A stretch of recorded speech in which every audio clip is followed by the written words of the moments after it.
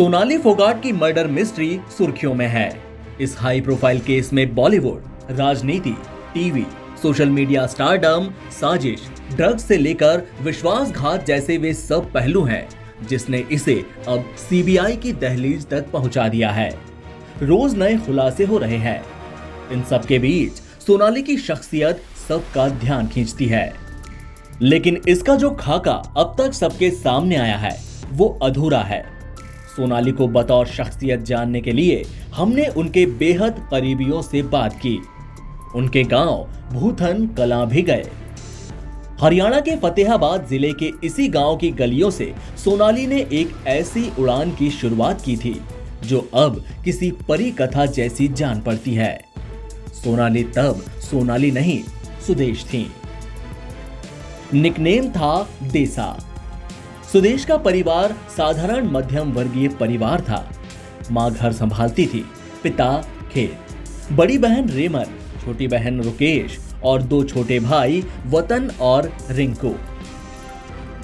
सुदेश शुरू से चुलबुली और होशियार लड़की थी। हर काम में आगे, चाहे डांस हो, गाना हो, खेल हो या पढ़ाई, सब में अलग पहचान।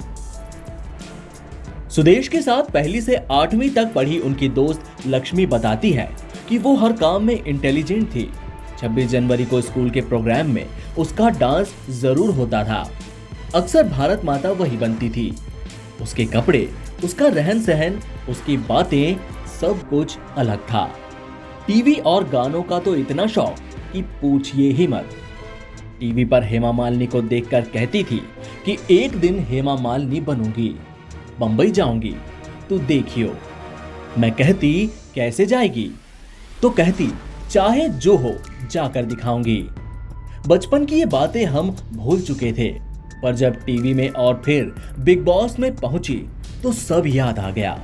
उसने करके दिखाया। लक्ष्मी कहती है कि वो जो सोच लेती थी करती थी।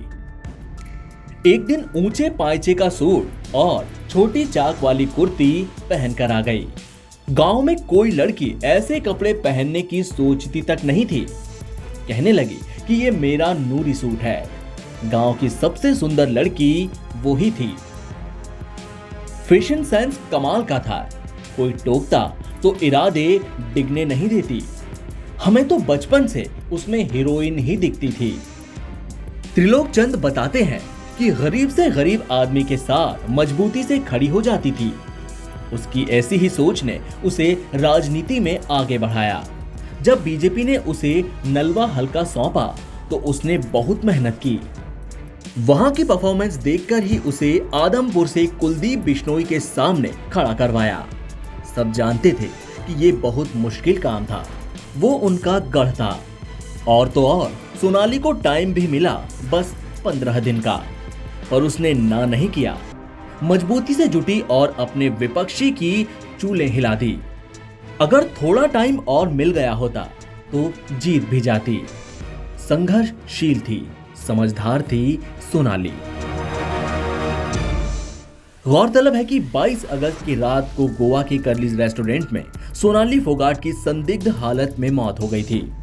उन्हें जबरन खतरनाक ड्रग्स पिलाने के आरोप में सोनाली के पीए सुधीर सांगवान सुखविंदर के खिलाफ हत्या का केस दर्ज हो चुका है। 3 अन्य के खिलाफ NDPS एक्ट का केस भी दर्ज हुआ है। अब तक 6 लोग गिरफ्तार हो चुके हैं।